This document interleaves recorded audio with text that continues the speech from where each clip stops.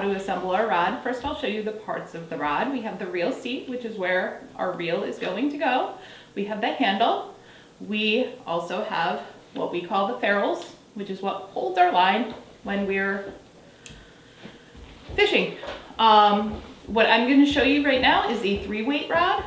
Rods come in all kinds of weights, depending on what you're fishing for. A 3-weight rod is made for some of our smaller streams in Connecticut. The typical river rod is going to be a 5 or 6 weight.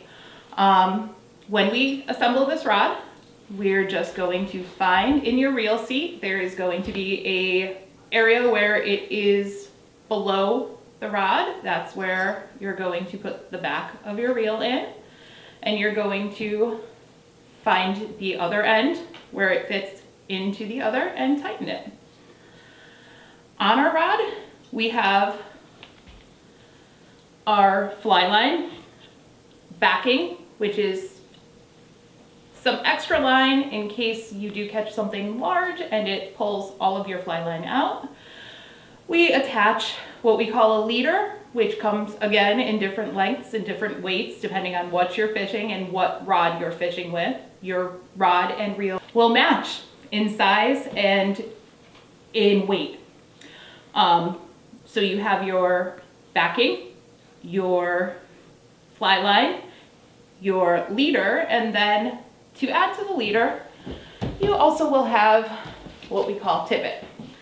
Tippet is usually a smaller line than your leader, and you add that to give yourself extra length on the leader when you're casting and cutting off flies, because leaders can be expensive, and if you cut those flies off all the time, you're going to be spending a lot of money on leaders. So if we can add tippet, it's always a good choice. So when you put your rod together, most rods do have indicator dots that you can match up to make sure your entire rod is straight. So you line up those dots and you insert the sections into the section above, lined up with the dots.